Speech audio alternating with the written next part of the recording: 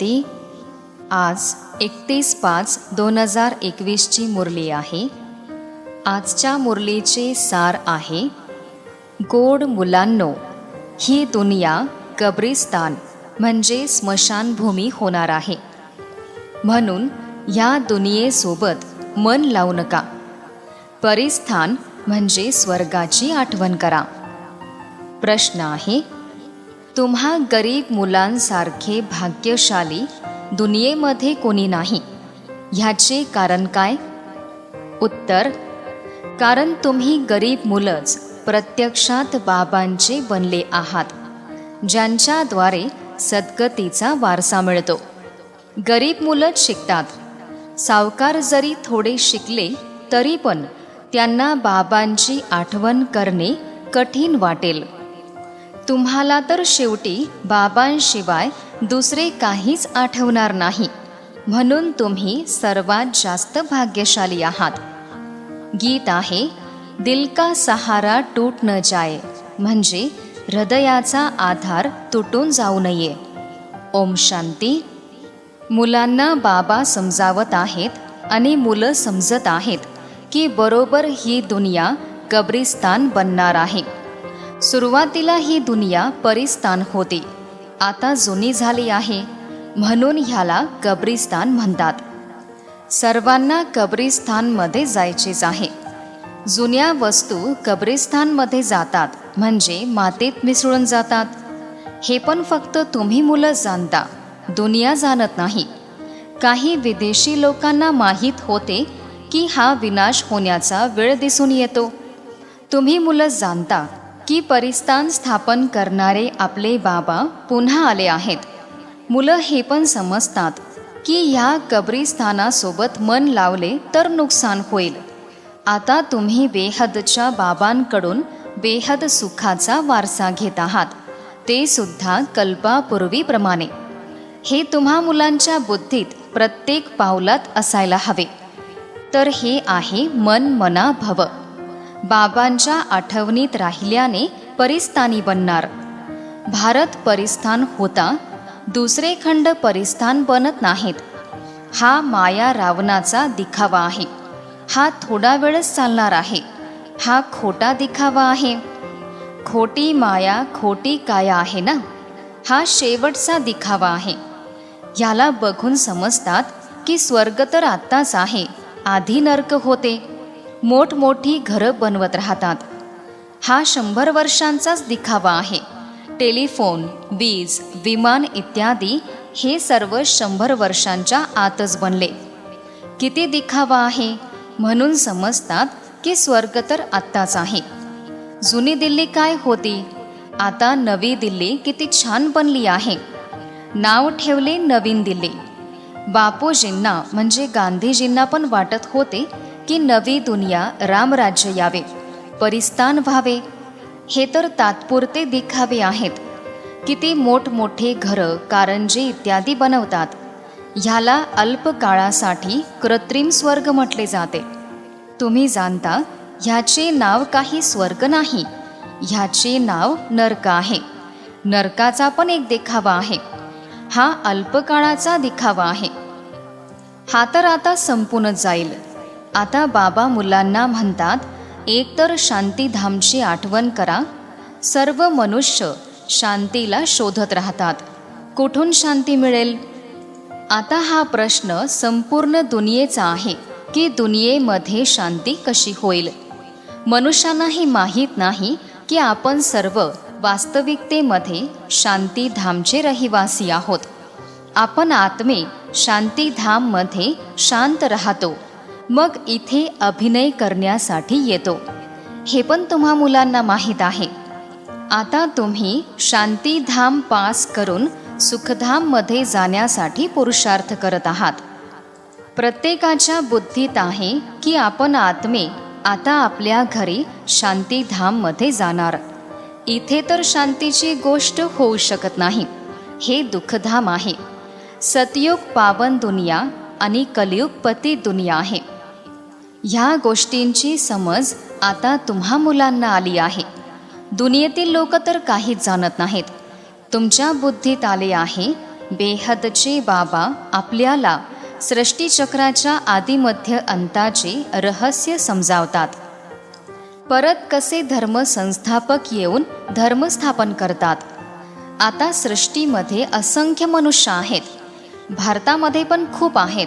भारत जेव्हा स्वर्ग होता तेव्हा खूप सावकार होता आणि दुसरा कोणताच धर्म नव्हता.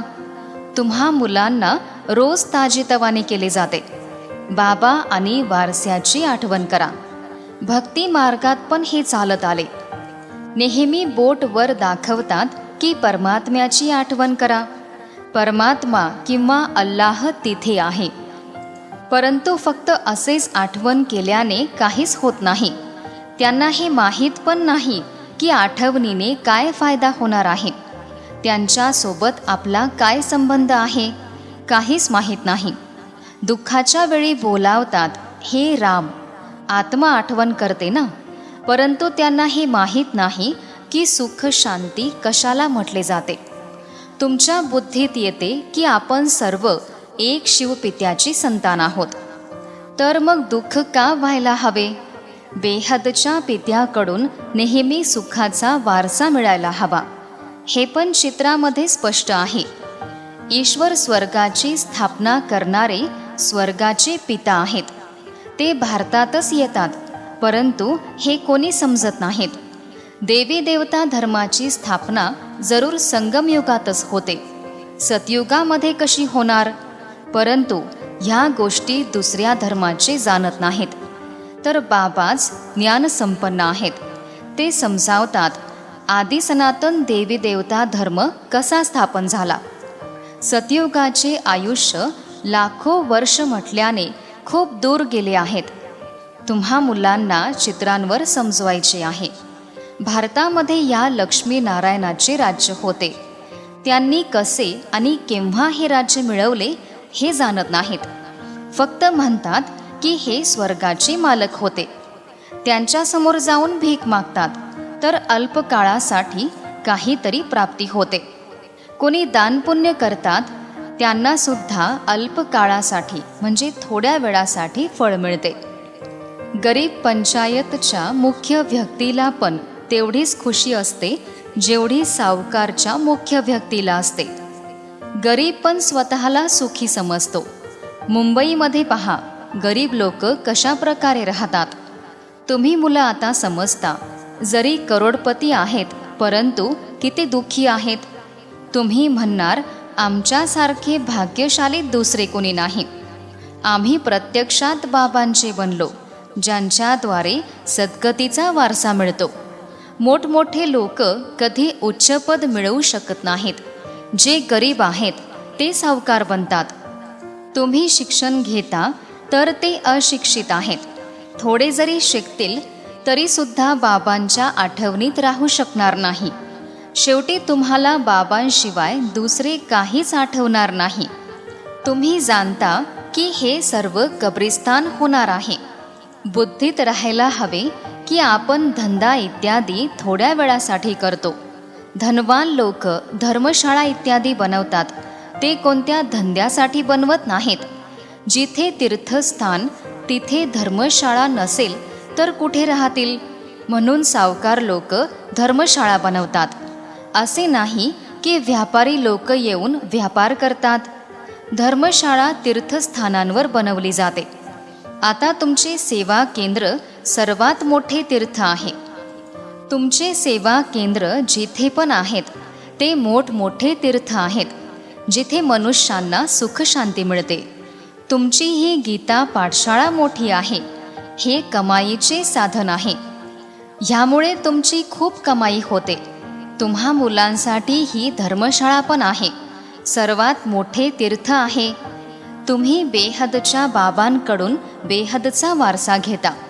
ह्यासारखे सर्वात मोठे तीर्थ कोणतेच नसते. त्या तीर्थांवर गेल्याने तर तुम्हाला काहीच मिळत नाही. हे पण तुम्ही समजता. भक्त लोक खूप प्रेमाने मंदिर इत्यादीमध्ये चरणामृत घेतात. ते समजतात की ह्याने आपले हृदय पवित्र होईल. परंतु ते तर पाणी आहे. इथे तर बाबा म्हणतात माझी आठवण करा तर वारसा मिळेल.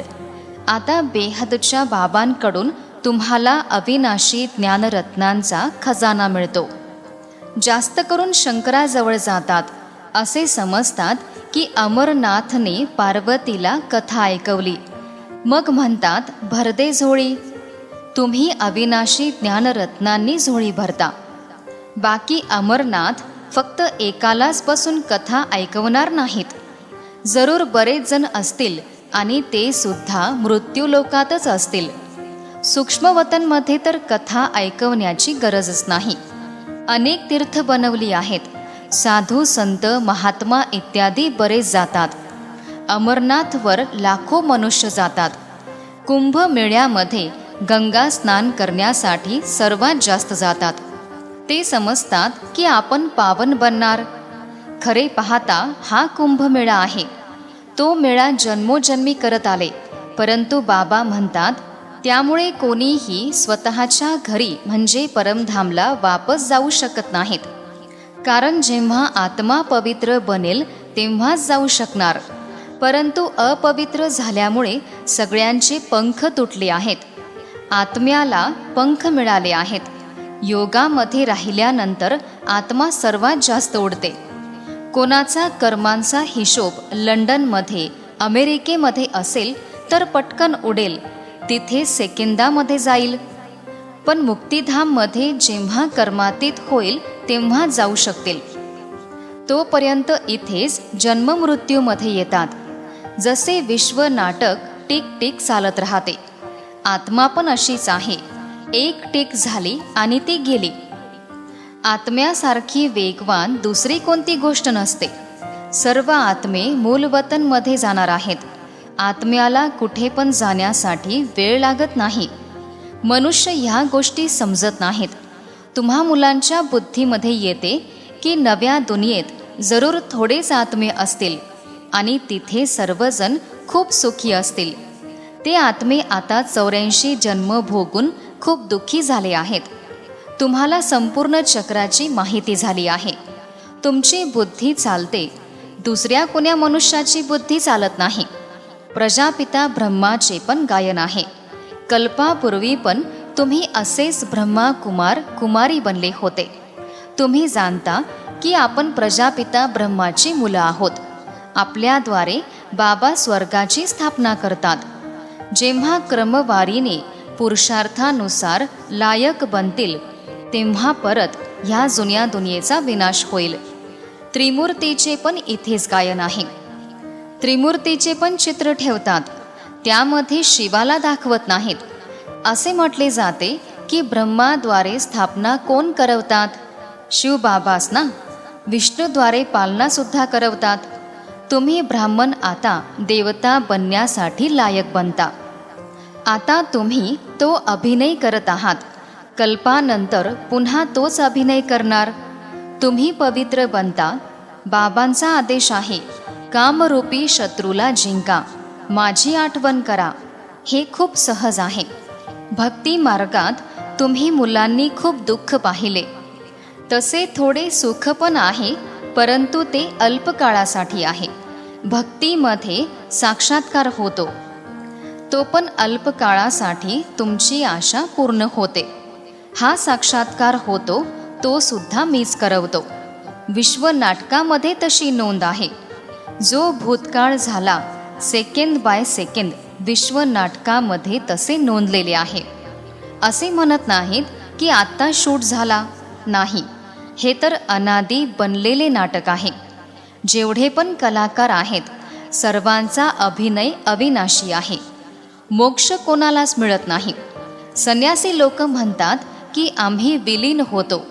बाबा समजावतात तुम्ही अविनाशी आत्मे आहात. आत्मा बिंदू आहे. एवढ्या छोट्या बिंदूमध्ये 84 जन्मांचा अभिनय नोंदलेला आहे. हे चक्र चालतच राहते.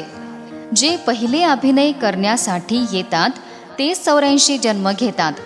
सर्वजण तर घेऊ शकत नाहीत. तुमच्याशिवाय दुसऱ्या कोणाच्या बुद्धीत हे ज्ञान नाही. ज्ञानाचे सागर एकच पिता आहेत. तुम्ही जाणता की आपण बाबांकडून वारसा घेतो. बाबा आपल्याला पतितापासून पावन बनवतात. सुख आणि शांतीचा वारसा देतात.